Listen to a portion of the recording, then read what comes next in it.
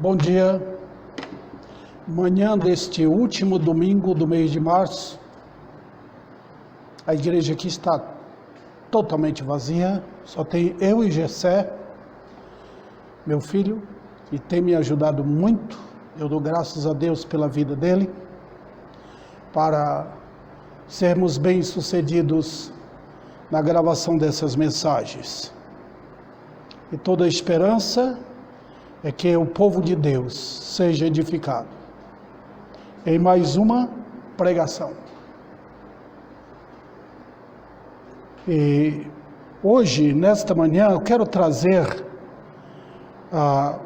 uma mensagem de edificação para a igreja. Aliás, toda mensagem edifica, não importa. Pregar a palavra é suficiente. Ela tem tudo o que nós, os crentes, precisamos, bem como os incrédulos precisam ouvir. Eu quero pregar sobre vivendo à luz da esperança. E eu quero tomar a passagem aqui de 1 João 3,3, onde o escritor sagrado, inspirado, diz: e a si mesmo se purifica o que nele tem esta esperança, assim como ele é puro. Vamos orar. Vem, Senhor, nesta manhã, para que no poder da graça subjuguemos nossos pensamentos e emoções diante da verdade que nos foi entregue. Dá-me graça de expor a todos quantos queiram ouvir a Tua palavra. Em nome de Cristo. Amém. Este tema, irmãos, eu creio ser bem oportuno. Uma razão é que nós estamos vendo o que está acontecendo aqui no Brasil, aqui em Ribeirão Preto, no mundo, a morte de milhares de pessoas devido a esta letal enfermidade, né? Esse vírus da Covid está matando, ceifando muitas vidas, crentes e não crentes. Então nós estamos à mercê da morte a qualquer momento. Então o que vamos falar? Como podemos viver aqui? Viver à luz da esperança. Foi exatamente isso que João quis tratar aqui, neste capítulo impressionante. E nós temos aqui as lições que os crentes precisam ouvir. 1 João, todos os cinco capítulos, claro, são dirigidos aos irmãos em Cristo. É óbvio que o capítulo 1 é aquele capítulo que lança o fundamento do Evangelho. Ele começa suas exortações aos crentes a partir do capítulo 2. Tá? Mas aqui nesse capítulo, ele vai falar especificamente sobre santidade, pureza de vida. Outro detalhe, queridos irmãos, é que nós estamos vivendo num mundo cercado de maldade.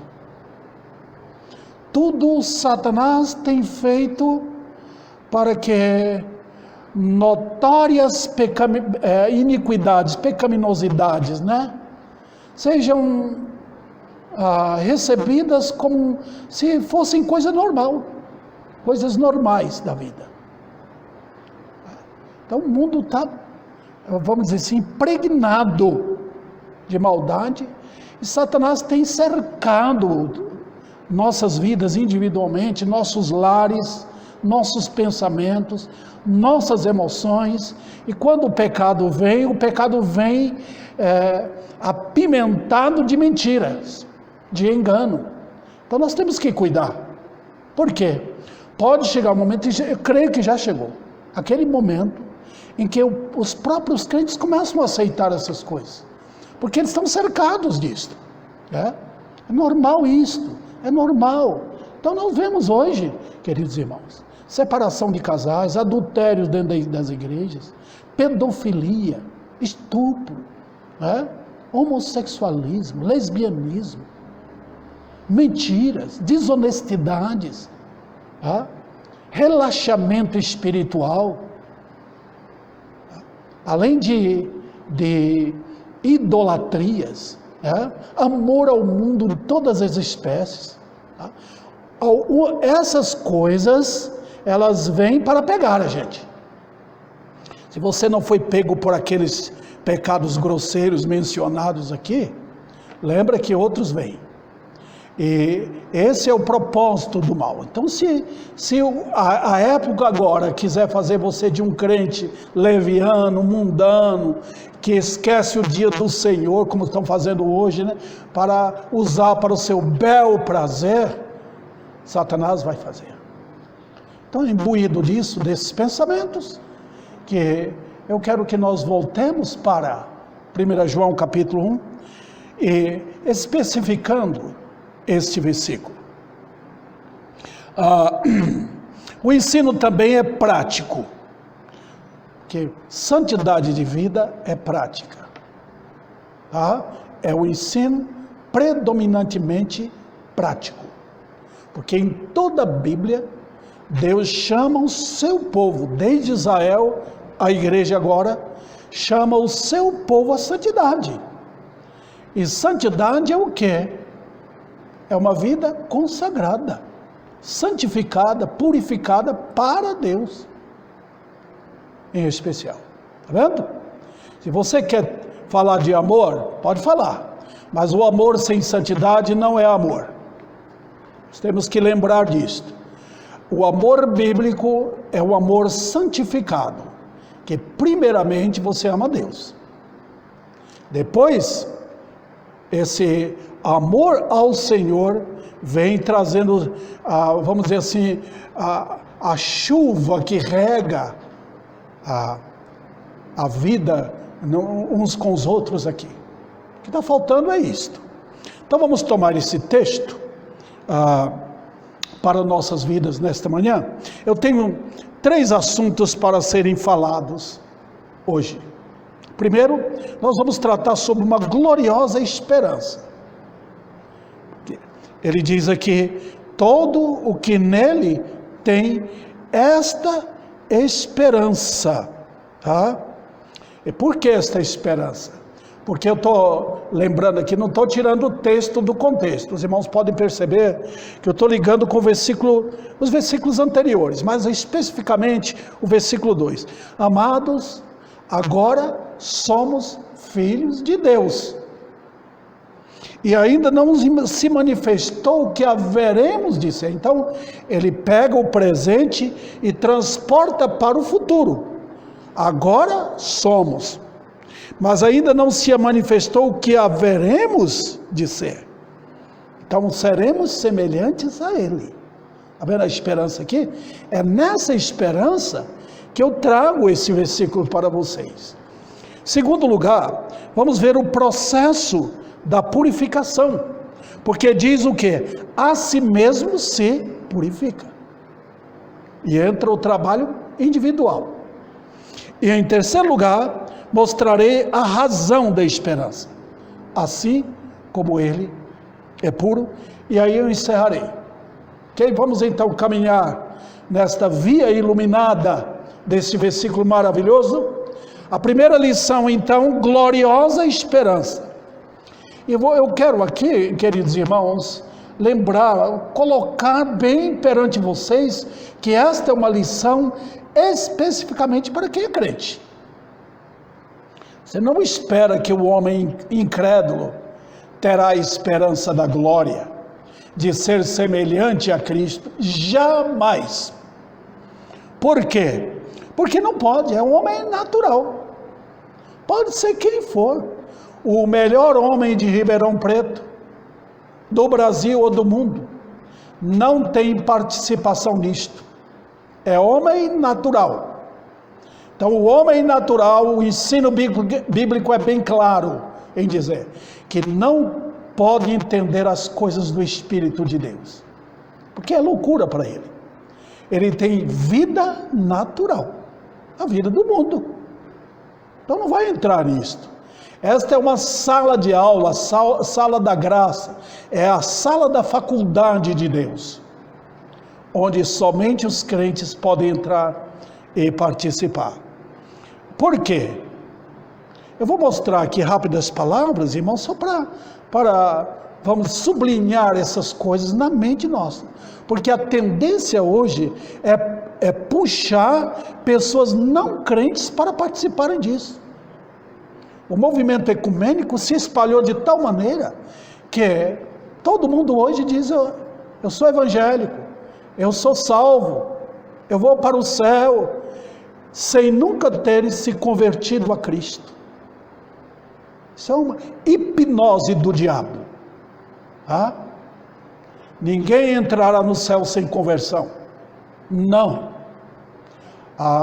O pecador primeiro tem que ir à cruz. Tem que passar pelo altar de holocausto, por assim dizer, conforme a linguagem do Velho Testamento. É na cruz que o pecador encontra o Salvador, e que o fardo do seu pecado é tirado. É dali, salvo para sempre, é que começa a vida cristã. Eu já tenho pregado muito sobre isto, vale a pena reiterar essas coisas tão importantes. Outro detalhe, irmãos, é que para o homem natural, a vida no céu não tem valor. Você pode perceber, o homem no pecado não quer saber disso, que ele quer a vida aqui, ele quer ser melhor aqui, ele quer ter recursos aqui, ele pensa numa prosperidade aqui, ele quer adquirir honras, poder e até perfeição aqui. Então o pecado faz com que o homem natural esqueça a morte. Ele luta para passar por cima disso. Ele luta para vencer essas coisas. Muitos são heróicos nisto, tentam lutar. É o heroísmo natural, lutando para adquirir honras, trabalho, granjear dinheiro, riquezas, ter boa casa, ajudar o mundo. Nada errado do ponto de vista natural. Mas o céu do homem natural é aqui. Ele não pensa na eternidade. Não. Após a morte é uma linguagem que ele não vai entender, porque a morte é exatamente a porta que vem e fecha tudo. O crente, entretanto, não. Ele vê além da morte. Ele diz: vou passar desta vida aqui, vou atravessar o rio, vou ser igual a Cristo. É nisso aqui que o texto está falando. Outra lição que provém desse primeiro assunto aqui, é que é esta a promessa do Senhor. João 14, que ele prometeu, que ia preparar o lugar. Você lembra que João 14, que ele começa falando, vai até o versículo 6, tira aquelas interrogações dos discípulos, especialmente Filipe, e ele mostra ser o caminho, a verdade e a vida. Então ele cerca, ele coloca como os discípulos dentro da sua arca da graça, fecha a porta da arca, como Noé fez, e ali concentra-se em explicar o que é a vida para sempre. Então ele vara este mundo, ele ultrapassa aqui, ele mostra que a porta, que a morte não fechou a porta para os crentes, ela simplesmente serve como uma passarela, por assim, para que os crentes atravessem esse sistema, saem daqui desse sistema passageiro, imperfeito, para o lugar da perfeição. Outro detalhe, queridos irmãos, é que este fato, ele está registrado no íntimo. Eu sempre procuro falar sobre isso aqui. O evangelho que é apenas da mente, não invadiu o ser do homem, não é evangelho. Tem objetivo e subjetivo. As duas coisas andam juntas. Tá?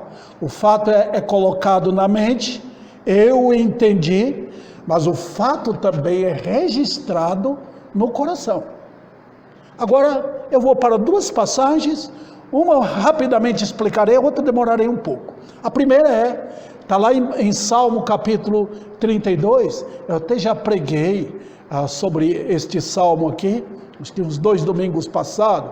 Hoje à noite eu vou continuar pregando sobre o Salmo 32, mas notem, queridos, que ali é o próprio Deus falando, bem-aventurado aquele cujo espírito não há dolo, não há engano. O que está acontecendo hoje é que muitas pessoas que se declararam ser crentes e que vão para o céu, quando são confrontados com a verdade, eles fogem, ficam com medo. Não, o evangelho, ele, vamos dizer, timbra a verdade no íntimo, registra ali.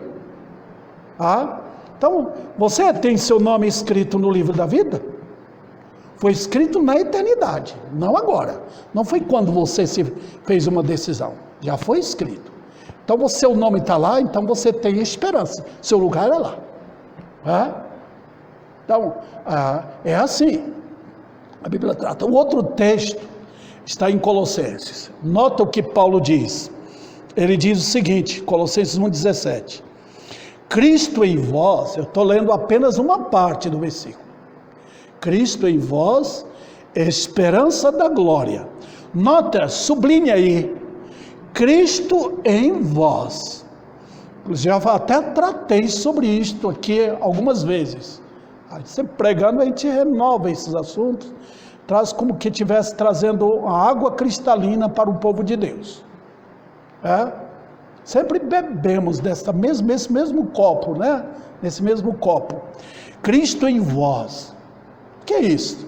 A Bíblia faz diferença. Eu em Cristo, Cristo em mim. Está vendo? Eu nele é o quê? Posição. Salvação. Salmo 32, 1. Cristo em vós. Aí sim. Notem como a coisa está registrada no viver. É algo glorioso. Eu só posso entender a esperança da glória, Cristo em mim. Ele está presente no crente. Nota, eu coloquei a preposição no crente. Porque precisa disto. Então o crente sabe disto. Ele está coroado desta verdade. Ele está revigorado nesta verdade. Ele está fortalecido nesta verdade. Cristo em vós. Isso significa o quê?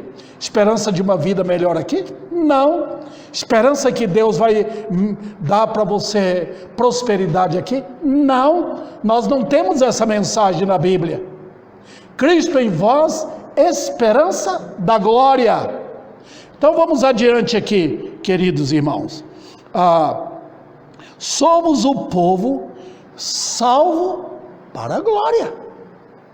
Milhões e milhões de crentes partiram, foram para a glória, não foram mandados de volta para cá, não foram mandados como exército para tomar a terra, estão na sua pátria celestial. Foi isso que Paulo diz: morar com Cristo, habitar com Ele, é esperança da glória, não é esperança de uma casinha, é esperança da glória. Está falando que eu vou ser partícipe da glória. Então, vamos lá. A próxima lição aqui, que deriva-se ainda desse ponto, é a seguinte: as exortações são dadas dizendo que nós vivemos num lugar estranho. Significa que, se eu sou ou tenho esperança da glória, aqui não é meu lar. Então nós vamos sentir uma indiferença tremenda daqui. E tudo será feito para que, eu vou usar ilustrações aqui, para que fiquemos totalmente desamparados aqui. No sentido de que nada daqui pode fazer algo para nós. né? Continuamente somos tirados do conforto, somos continuamente as moscas e os pernilongos vêm nos perturbar. Será que os irmãos entendem isso? Porque Deus está falando, aqui não é nosso lar. Então hoje eu posso estar no topo da montanha, sentindo confortado, a vida está excelente, né?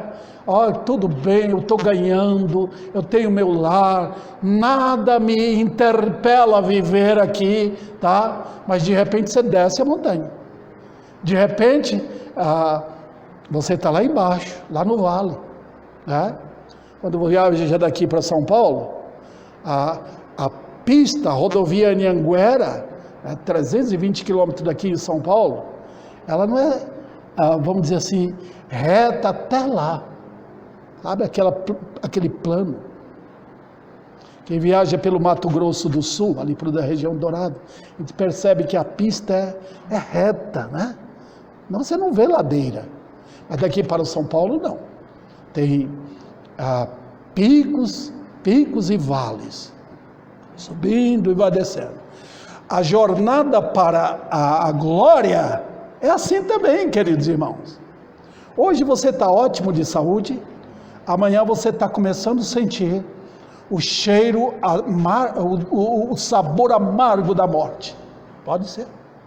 Hoje você está em casa, tudo bem, amanhã você pode estar dentro do hospital, esperando a ordem da morte. Nós estamos no mundo cercados por isto. Então, queridos irmãos, nós somos um povo que vive num lugar estranho. Como diz aquele antigo corinho, aqui não é meu lar, um viajante sou. Não é corinho, é um hino. Todo mundo conhece, né? Então, irmãos, aquele hino do cantor, peregrinando vou pelos montes e pelos vales. Lembra? É para explicar isto, né?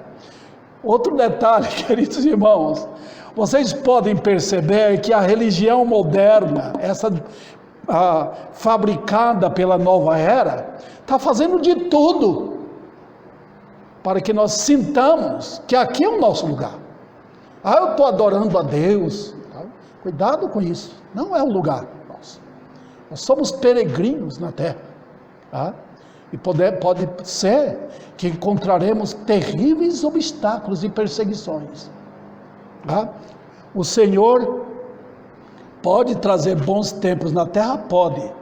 Mas Ele não vai fazer da terra aqui um paraíso. Porque é impossível fazer da terra um paraíso. Outro detalhe, queridos irmãos.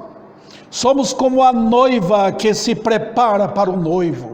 Esta outra linguagem ilustrada da Bíblia para falar à igreja. Nós somos a noiva que se prepara para o noivo. Então, todo adorno o Espírito Santo está dando para nós. Nós estamos como que sentados no salão de beleza. Deus está preparando a sua noiva para apresentá-la perante o noivo. Então não tem desculpa, a não ser que não seja um crente. Não tem desculpa.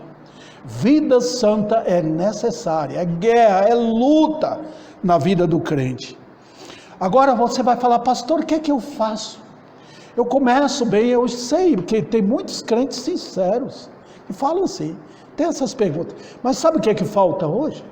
Falta aquela orientação de uma vida de guerra. Eu vou tratar sobre isso aqui, queridos irmãos, no próximo ponto, vou tratar sobre isso. Tem muitos santos de Deus que hoje falam assim, eu vou consagrar minha vida. Não há farisaísmo neles, eles querem isto, mas amanhã encontram dificuldades. Por quê? Porque falta a orientação do evangelho bíblico. Então, em que eu posso exortar? Como exortarei esses irmãos? Olha, eu quero mostrar aqui que Deus tem nos dado brilhantemente, no poder da graça, tem dado-nos aquelas duas letrinhas que aparecem tanto na Bíblia: fé. Fé. Por favor, Eu vou repetir aqui, porque o mundo exalta a fé do mundo. Tá? Em nossos dias tem a fé religiosa, a fé que vem do homem, a fé que vem do diabo, a fé que vem do mundo. Mas não estou falando dessa fé. Todo mundo tem, tá? Mas estou falando da fé bíblica. A fé que de uma vez por todas foi entregue a quem? Aos santos. Jesus é o autor da nossa fé, queridos irmãos. Tá? Nós não temos uma vida que creu para a salvação e parou ali. Pronto. Mortificou ali, vamos dizer assim, prendeu ali e acabou. Não. Olha o que diz Paulo em Romanos capítulo 1, versículo 17. De fé em fé. O que Paulo está ensinando aqui? Que a vida começou pela fé e continua pela fé. Vocês crentes que estão me ouvindo, vocês são chamados de crentes. Por quê? Porque creem. Não é meramente creram. Vocês são chamados crentes. Continuamente crentes. Por isso que a Bíblia diz aos que creem. Porque começa pela fé e continua pela fé. O justo viverá da fé. Dá para nós memorizarmos isto? O justo viverá da fé. Pronto. Agora, é nessa fé que nós vamos compenetradamente entramos no caminho que vai para a cidade santa, o Monte Sião, a cidade da Nova Jerusalém. Então, queridos irmãos, veja bem, pela fé. Então, a fé toma posse da verdade. Ela vai firme. Ela não fica ali, vamos dizer assim, parada. Você pode perceber na Bíblia que toda a vida cristã, ela é perpetrada, ela é tomada pela vida de fé. Então o mundo precisa ver isso. O mundo não tem a fé que você tem, querido irmão. A fé que foi dada a você, que foi entregue. Jesus, o autor da nossa fé, conquistou isso para nós. Paulo fala sobre isso em 1 Timóteo. Ele fala que foi o amor de Cristo e a fé que veio dele, que ele recebeu. Em Judas, o autor, o escritor sagrado ali, aquela cartinha pequena, mas grandiosa, ele diz que nós fomos chamados para lutar pela santíssima fé, batalhar por ela. Tá? Então hoje eu vejo os crentes com a mão assim, parada. Não tem espada nenhuma. Então, queridos irmãos, toma sua espada agora, é a fé, pela fé. Toma a palavra de Deus na mão. Nós temos guerra pela frente. Temos que lutar contra o mal. Então você não pode parar. Você tem que tomar as escrituras para você encarar a guerra que tem pela frente. Vamos então para o segundo ponto aqui. Eu quero que examinemos o processo da purificação. E aqui eu quero gastar um pouco mais de tempo, nem que eu tenha que transformar essa mensagem única em 2 mensagens, tá? Mas é preciso explicar isso para os irmãos, porque tem processo, tá? Você sabe o que é processo, né? Nós vamos fazer alguma coisa, estamos em processo de formatura, estou estudando, alguém está fazendo a faculdade, é um processo até que ele chegue lá. Tá? Na salvação não existe processo, vou repetir aqui, salvação, o próprio termo já mostra, salvar é algo rápido, tá?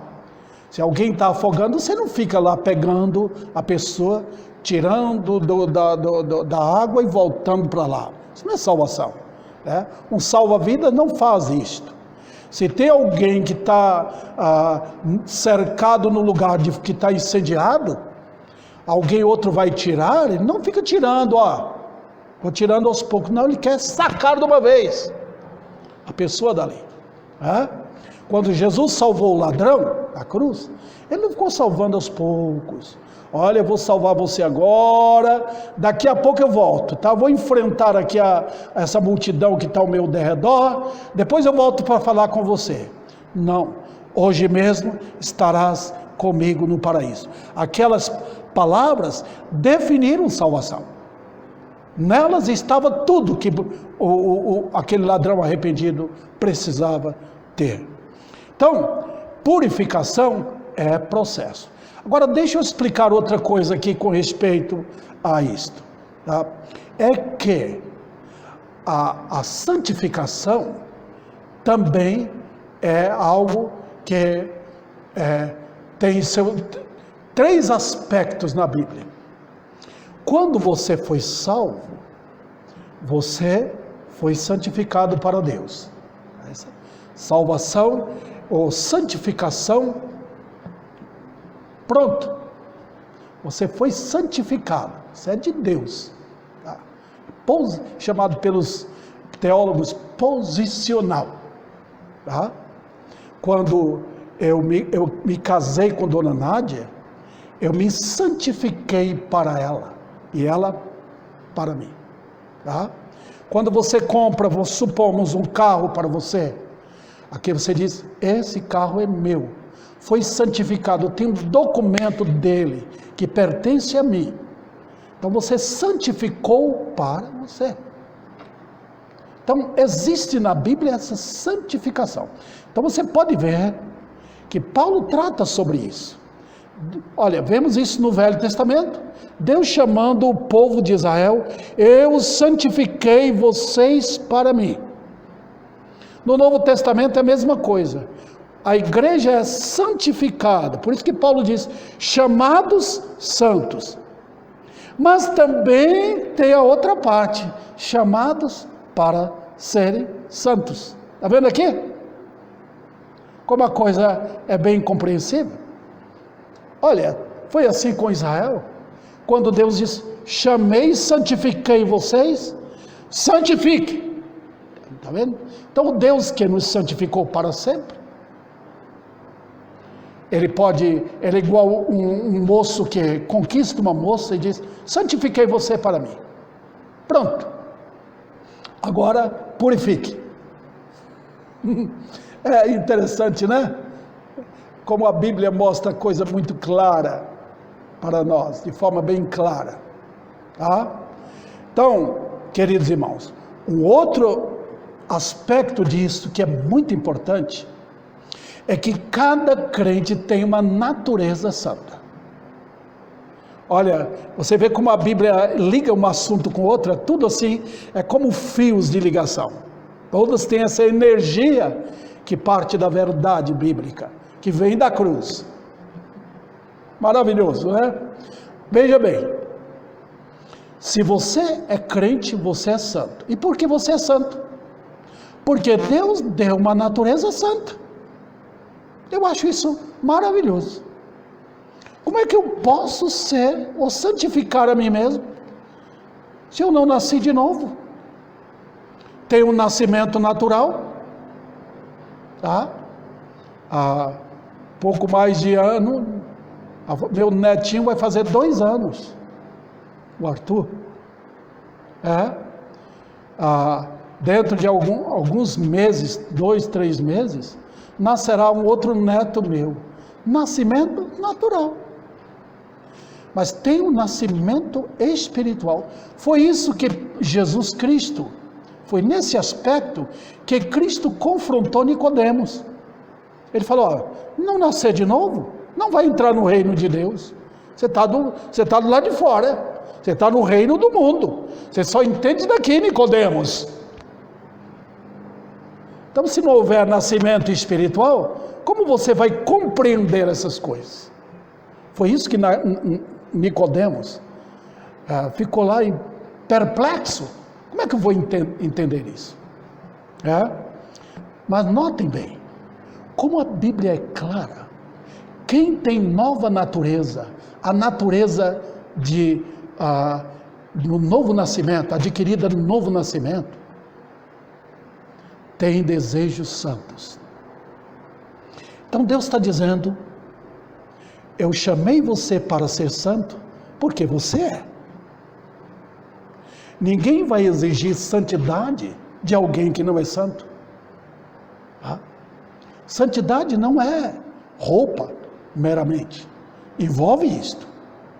Santidade não é aparência meramente, porque é hipocrisia. Santidade é vida normal. Eu achei interessante, lendo um dos livros de Martin Lloyd Jones, santidade é a vida normal do homem. Santidade é alegria, é viver. Não é afastamento dos outros. Nosso Senhor era santo e vivia como santo. Ele podia dizer no íntimo, apartai-vos de mim, vós que praticais a iniquidade, mas também podia conviver, falar, comunicar com os pecadores. Impressionante. Nós fomos chamados para ser santos. Então cuidado, porque a tendência nossa é tentar emendar a coisa, tentar ser movido pela aparência, pelo cabelo. Isso que faz as religiões hipócritas. Vida cristã vem do coração. É algo notável. É a natureza do homem interior. Uma mulher que se santifica para o marido, ela é alegre. Ela comunica com qualquer um, sem mudar a atitude em relação ao seu marido. Não é verdade? Olha, queridos irmãos, então eu quero me engajar nisso aqui com vocês, porque o assunto é importantíssimo para nós. Mas, para entrar nesse assunto de uma forma mais clara, eu quero explicar os perigos que tem. Veja, o cuidado com a carne. Paulo trata sobre isto em Colossenses, onde ele diz, cuidado com aqueles que querem embutir em vocês aquelas coisas, não toque nisso, não prove aquilo, está vendo? Então, tudo que envolve o aspecto externo da vida, proibições deveras, nós não estamos envolvidos com isso. Não pode comer aquela carne, não pode fazer isso, Se você tem alguma coisa do lado externo, por favor, não prejudique os outros com seu legalismo. Nós estamos tratando aqui de santificação interna, no coração, purificação. Isso aqui é importante, porque se você não fizer isso, você vai ser tremendamente legalista. Muito legalista, porque você vai tentar limpar, usando uma ilustração também, o copo por fora, mas dentro não. Então limpa por fora ou por dentro, que por fora você vai ter o copo limpo. Foi isso que Jesus Cristo falou com os fariseus. Então cuidemos, irmãos, com o farisaísmo, porque tem demais do mundo e o mundo gosta disso. Quem não é crente, quem parece ser, vai ser levado por essa onda, de cuidar mais da aparência. Isso atrai a natureza carnal, isso chama a atenção, as pessoas querem fazer, elas se sentem bem, elas se acham lá em cima, mas é tudo obra da carne. Foi com isso que Jesus Cristo, por causa disso, Jesus repreendeu os fariseus, chamando-os de fariseus hipócritas. E eram pessoas que faziam dos incrédulos herdeiros do inferno 2 vezes, pelo nascimento deles e pela prática. Cuidado para não betumar a vida natural com legalismo, porque se a água do dilúvio não entra, a ira de Deus vem sobre você. Ok? Em terceiro lugar aqui, eu quero que vocês cuidem do inativismo. O que é inativismo?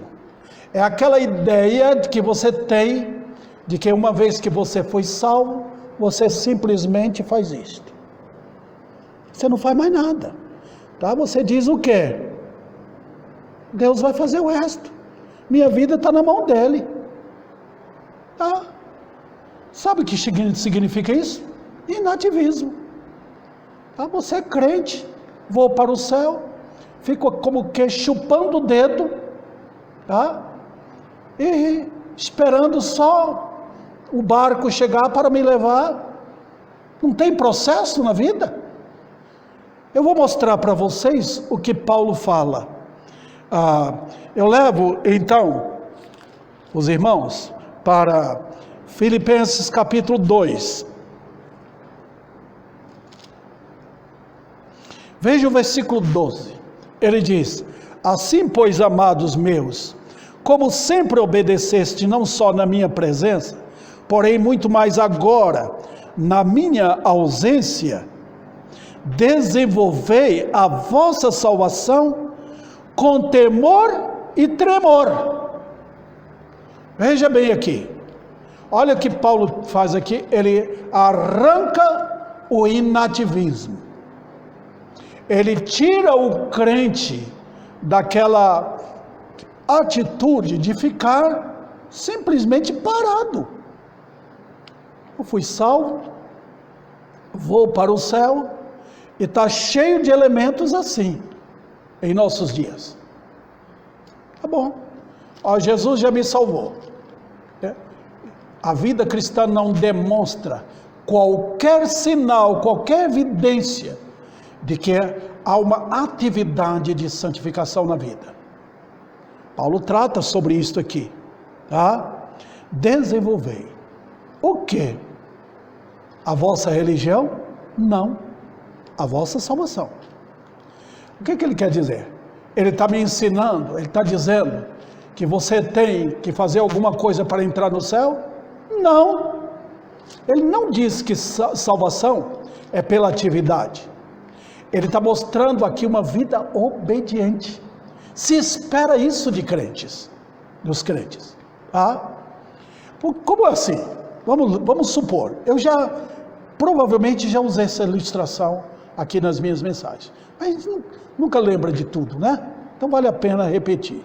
Vamos supor que você ganha um terreno, uma fazenda, tá? E lá tem ouro, tem prata, tem joias, você pode achar, além de outros benefícios que tem na fazenda, tá? Só que para chegar lá, além da distância, tem muitos obstáculos para chegar, montanhas, tem que atravessar pântanos. Ou você vai fazer o quê? Você vai ter que fazer alguma coisa até chegar, tá? Você achou a salvação, você tem que lutar por ela. Como assim? Desenvolvendo. É o terreno da salvação. Tá? Não é para você ser salvo. Você diz, já sou salvo. Mas eu estou trabalhando dentro do aspecto, do território da minha salvação.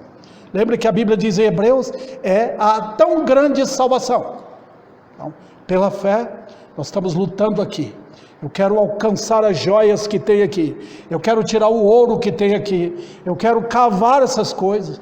Paulo fala sobre isso também em Filipenses. Ele diz que queria tanto conhecer Cristo, que ele estava lutando aqui para alcançar isto. É coisa impressionante. Nós estamos, irmãos, extraindo joias dessa herança eterna que nos foi dada em Cristo Jesus. Então, trabalhar, lutar, aperfeiçoar. Cuidemos com inativismo.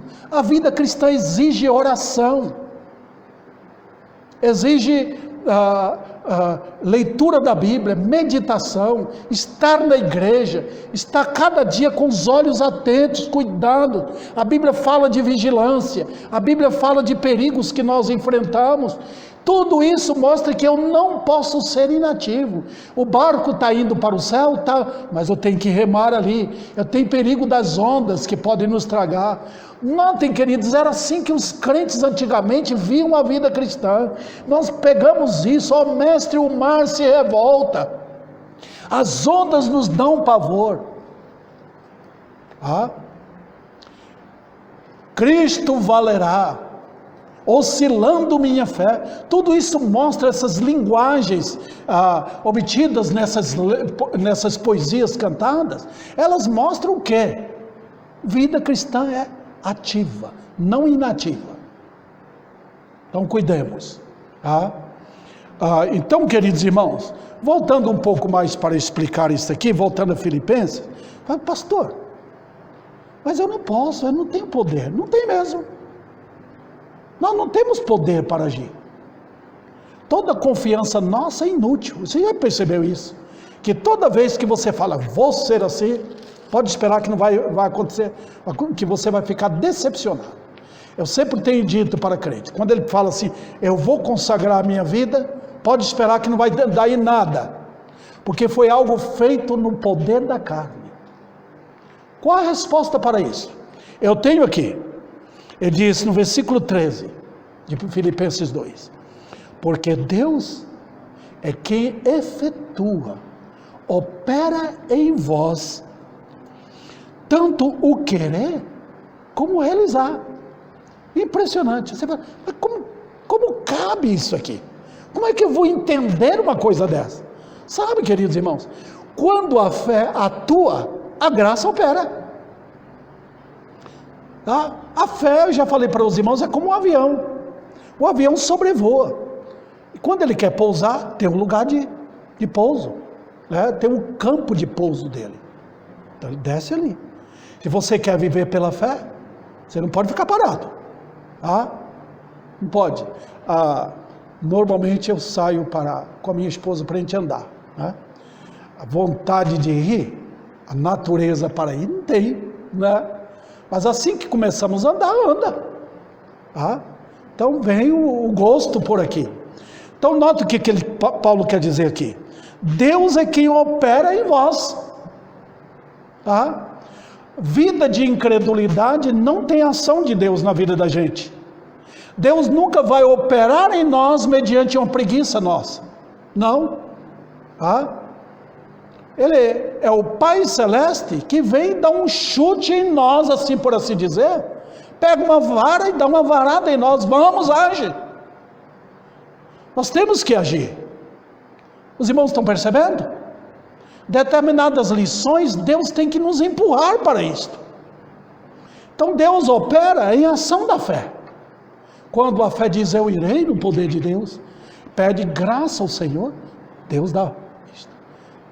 Quando o carro seu precisa de combustível, você tem que chegar no posto, e ali tem o combustível para pôr no carro. Uma ilustração mesmo sem tanto sabor, tanta coisa, mas dá para entender isso. Ele diz, não é quem opera em vós tanto o querer, eu quero, como o realizar. Aí, tá vendo? Desejo e ação. As duas coisas combinam dentro da arte da graça. Deus opera assim que nós começamos a agir, começamos a obedecer. Eu devo ir, então Ele dá o poder. Veja, queridos irmãos, então cuidado com esse inativismo que não resolve absolutamente nada. Eu dependo de Deus. Tá bom, você vai ver que a vida cristã assim vai gerar problemas sérios no viver. Porque Satanás, ele pega aquela ovelhinha que está deitada ali, não percebe o perigo, não anda com as outras ovelhas, então ele vai pegar. Por isso que Pedro falou, vigiai, cuidai, vosso adversário anda como leão, procurando quem possa tragar. Meus queridos, eu vou encerrar essa primeira parte desse assunto aqui, porque no próximo domingo eu quero continuar para dar para os irmãos o processo da purificação, estendendo o assunto melhor. Depois falarei da razão da esperança. Então, em duas partes, dá para me falar melhor, para organizar melhor o assunto aqui para vocês, tá? O que eu espero é que esse assunto tenha deixado vocês com conforto em seus corações, tá? Para erguer, cuidemos, queridos irmãos, vida cristã parada fará com que você absorva o mundo e esse sistema religioso. Avancem, crentes, avancem para o céu, reúne as forças no poder de Deus, camine para a glória, santificai-vos cada vez mais. É assim que é o nosso processo, indo até que nós cheguemos na glória eterna.